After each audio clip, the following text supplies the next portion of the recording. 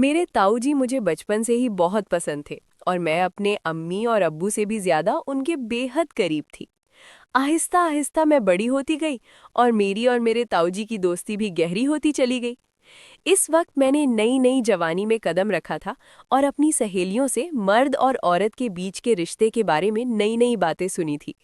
ताऊजी से दोस्ती इतनी गहरी थी कि मैं अपने ताऊजी से हर बात शेयर कर लेती थी और मुझे ताऊजी से बातें करके बहुत ज्यादा सुकून मिलता था।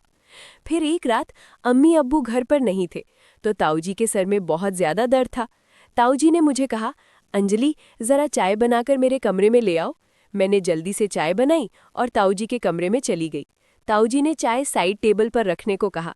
मैं चाय टेबल पर रखकर वापस जाने लगी थी कि ताऊजी ने मुझे पकड़ लिया और कहने लगे कि आज घर पर कोई भी नहीं है, तुम्हें अपने कमरे में डर लगेगा, इसलिए आज मेरे पास ही लेट जाओ, मैं तुम्हें एक वीडियो दिखाता हूँ। ताऊजी ने मुझे अपने बिस्तर पर लेटने को कहा। मैं ताऊजी के बिस्तर पर लेट गई।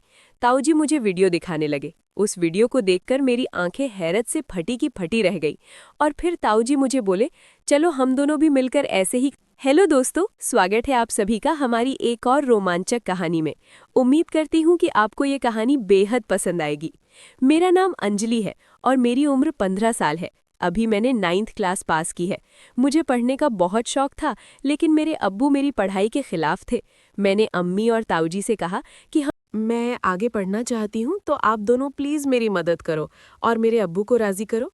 अम्मी ने अपनी तरफ से बहुत कोशिश की, लेकिन अब्बू नहीं मान रहे थे, क्योंकि उनका कहना था कि आजकल कॉलेज में पढ़ाई कम और आशिकी ज़्यादा चलती है। तभी मेरे ताऊजी ने अब्बू को समझाया और एक तरफ से मेरी गारंटी ले ली कि मैं ऐसा कुछ भी नहीं करूंगी और सिर्फ पढ़ाई करूंगी।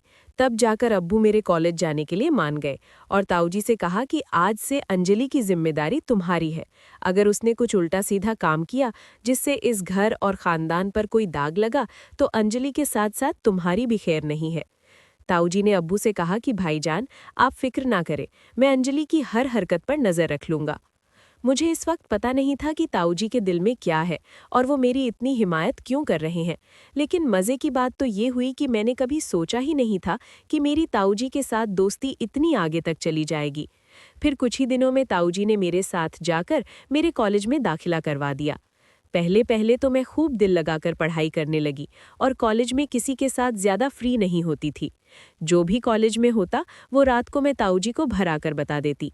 ताऊजी भी मेरे साथ बहुत ज़्यादा फ्री होने लगे थे और मुझे लगता कि वो मुझे बहुत अजीब नज़रों से देखते हैं, क्योंकि मेरी चाची गांव में रहती थी और ताऊजी नौकरी के सिलसिले में हमारे घर पर ही रहते थे।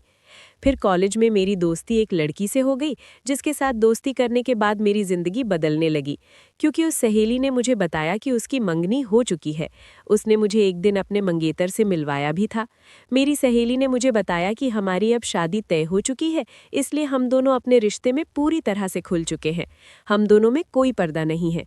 इसके बाद मैं अपनी सहेली से वो सब कुछ जानने की कोशिश करती, जिसे जानने की शायद मेरी अभी उम्र भी नहीं थी, या फिर मेरी उम्र ऐसी थी कि मैं ये सब बातें जानकर आसानी से गलत रास्ते पर चली जाती। और फिर ऐसा ही होने लगा। मुझे भी उन बातों में दिलचस्पी होने लगी। मेरी किसी लड़के से तो दोस्ती नहीं थी, इसलिए मैं जब भी ऐसी बातें सोचती तो मेरे दिमाग में खुद ब खुद ताऊजी का ख्याल आ जाता और फिर मैं अपने दिमाग को झटक देती और खुद को कहती कि अंजलि, ये सब क्या है, ये क्या बेहुदा बातें सोच रही हो, वो मेरे ताऊजी हैं। लेकिन फिर ताऊजी की बातें और उनका रवैया भी मेरी इस सोच को बढ़ावा देता रहता था। लेकिन ताऊजी के दिल की बातें मैं अभी तक जान नहीं पाई थी। कभी कभी तो मुझे लगता था वो भी शायद मेरे बारे में यही सब सोचते होंगे, लेकिन कभी कभी उनका रवैया मुझसे बहुत ज़्यादा सख्त हो जाता था और वो मुझे याद दिला देते थे कि तुम्हारे अब्बू कितने सख्त हैं और अगर तुमने कोई भी गलती की तो तुम्हारे साथ साथ मेरा भी बुरा हाल कर देंगे। उनकी ये बातें सुनकर मैं खुद को कंट्रोल करती, लेकिन कहते हैं ना कि जवानी तो अंधी होती है। जवानी तो ऐसी ही है जैसे सर्दी में आग जल रही हो तो हाथ गर्म कर ही लिया जाता है। मैं जैसे ही कॉलेज जाती फिर वही सब बातें सुनने को मिलती। फिर मैं कॉलेज से घर वापस आकर अपने दोस्तों की बताई हुई बातों को सोचने लगी। उस दिन मेरे ताऊजी जॉब से घर वापस आए तो आकर बैठ गए और कहने लगे, क्या सोच रही हो अंजलि, वो भी इतनी गहराई से। मैंने ताऊजी की तरफ एक अदा से देखा और उनसे कहा, ताऊजी, आपको पता है मेरी दोस्त ने मुझे आज क्या बताया है? हर बार की तरह आज भी मैं ताऊजी से अपने दिल की बात शेयर करने लगी। मेरी बचपन से आदत थी कि मैं अपनी हर बात ताऊजी को बताती थी, फिर वो चाहे कैसी भी बातें क्यों ना हो। ताऊजी भी मुझे ऊपर से नीचे तक देखते हुए बोले, हाँ बताओ, क्या बताना है तुम्हें? तुम्हारी दोस्त ने तुम्हें क्या बताया है? मैंने उन्हें कहा, मेरी दोस्त मुझे बता रही थी कि इंटरनेट पर बहुत किस्म की वीडियो होती हैं, जिन वीडियो में हर तरह की मालूमात मिल जाती है। तो मैं ये कह रही थी कि आपके पास भी तो मोबाइल है और साथ में नेट का पैकेज भी लगा हुआ है, आपने भी वो वीडियो देखी होंगी, तो क्यों ना हम दोनों मिलकर वीडियो देखें और एंजॉय करें। मैंने ये बात अपना चेहरा ताऊजी के नज़दीक लाकर सरगोशी वाले अंदाज में कहा। वो फटी फटी आंखों से मेरी तरफ देखने लगे। मुझे लगा जैसे वो मुझे अच्छी तरह से डांट लगाएंगे, लेकिन फिर अचानक उन्होंने मुझे बड़े गौर से देखा और फिर शायद दिल ही दिल में कुछ फैसला किया और फिर वो मुस्कुरा पड़े और मुझे सरगोशी वाले अंदाज में कहने लगे, देखो अंजलि, ऐसी बातें अपने अब्बू के सामने मत करना, वरना तुम्हारा बाप तो तुम्हारा बुरा हाल करेगा ही, मगर साथ में मुझे भी घर से निकाल देगा, क्योंकि मैंने तुम्हारी जिम्मेदारी ली हुई है और फिर मेरे लिए रहने का प्रॉब्लम हो जाएगा। बाकी रही वीडियो देखने की बात, तो तुम रात के वक्त मेरे कमरे में आ जाना, मैं तुम्हें हर किस्म की वीडियो दिखा दूंगा। ताऊजी की आंखों में एक चमकीली शरारत थी जो इस वक्त मुझे समझ नहीं आ रही थी। इसके बाद ताऊजी अपने कमरे में चले गए और मैं पढ़ाई करने लगी और आने वाले वक्त के बारे में सोचने लगी। अब मेरा दिल किताबों में नहीं लग रहा था और बस रात को क्या होगा यही सोचने लगी। लेकिन पढ़ाई करना भी ज़रूरी था, क्योंकि पढ़ाई के मामले में ताऊजी बहुत ज़्यादा सख्त थे और मुझे कहते थे, सबसे पहले तुम्हारी पढ़ाई और बाकी मौज मस्ती बाद में है। और उनका कहना था कि अगर तुम पढ़ाई में भी अच्छी रहोगी तो तुम्हारे अब्बू भी समझेंगे और तुम्हारी आज़ादी के दरवाजे तुम्हारे लिए खुलते चले जाएंगे। उनकी ये बात मुझे भी बिल्कुल ठीक लगती थी, इसलिए मैंने अपने दिल से सारी बातें निकाली और मन लगाकर अपना कॉलेज का काम करने लगी और जल्दी जल्दी सारा काम खत्म कर दिया। जैसे जैसे रात करीब आ रही थी, मेरे दिल में भी हलचल हो रही थी। फिर जब मैं सारे कामों से फारिग हुई तो रात को आराम से मैं ताऊजी के कमरे में चली गई। मैं जब कमरे में गई तो ताऊजी लड़कियों की मैगजीन देख रहे थे। मुझे देखते ही वो मुस्कुराने लगे और उन्होंने वो मैगजीन छुपा दी। सर्दियों का मौसम चल रहा था और दिन ब दिन सर्दी बढ़ती जा रही थी। आज रात तो सर्दी बहुत ज़्यादा थी, इसीलिए मैं जाते ही ताऊजी के बिस्तर में घुसकर ताऊजी के पास चिपक कर बैठ गई और उनसे कहा, अब मुझे जल्दी से वो वीडियो दिखा दो, नहीं तो फिर अब्बू के आने का टाइम हो जाएगा। फिर ताऊजी भी बिना टाइम वेस्ट किए मुझे वीडियो दिखाने लगे। वीडियो देखते ही मेरे अंदर से मुझे कुछ बदलाव महसूस होने लगे, लेकिन इत्तेफाक से हमने अभी चंद वीडियो ही देखी थी कि अब्बू हमारे कमरे में आ गए। अब्बू आते ही मुझसे कहने लगे, इतनी रात के वक्त ताऊजी के कमरे में क्या कर रही हो? चलो अपने कमरे में चली जाओ। अब्बू बहुत ही सख्त मिजाज के थे और मैं उनसे काफ़ी डरती भी थी, तो जैसे ही अब्बू ने सख्त अंदाज में कहा, मैं सब कुछ भूल गई और जल्दी से अपने कमरे में आ गई। मैंने सोचा जैसे ही अब्बू ताऊजी के कमरे से निकलकर अपने कमरे में जाएंगे तो फिर से मैं ताऊजी के कमरे में चली जाऊंगी। लेकिन इस रात अब्बू को ताऊजी से शायद कोई ज़रूरी काम था, इसलिए अब्बू काफ़ी टाइम तक उनके कमरे में बैठे रहे और इंतज़ार करते करते मुझे पता ही नहीं चला कि कब नींद आ गई और पता नहीं अब्बू ताऊजी के कमरे से कब गए।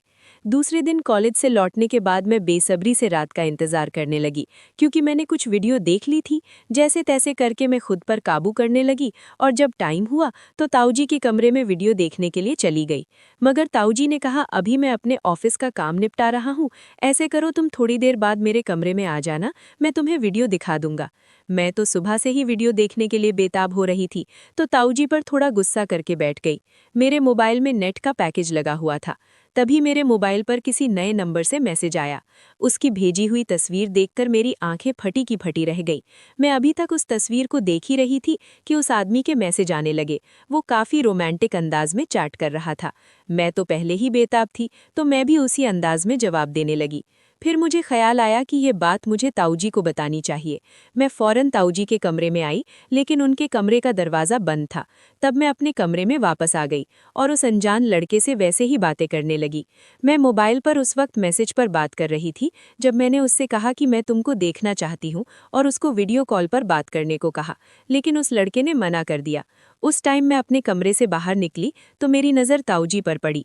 वो इस वक्त अपने कमरे से निकलकर सीढ़ियाँ चढ़ते हुए छत पर जा रहे थे और उनके हाथ में मोबाइल था। मुझे हैरत हुई कि वो रात के इस वक्त छत पर क्यों जा रहे हैं।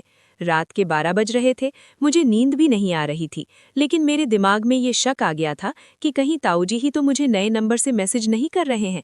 खैर, मैं यही बातें सोचते सोचते अपने ताऊजी के ख्यालात में पता नहीं कब नींद की वादियों में खो गई और एक ख्वाब देखा जिसमें ताऊजी मेरे साथ थे और बोल रहे थे किसी काम को करने के लिए। तभी मेरी आंख खुल गई। सुबह मैंने देखा ताऊजी का मूड बहुत अच्छा था। वो मेरे साथ बहुत हंस कर बातें कर रहे थे।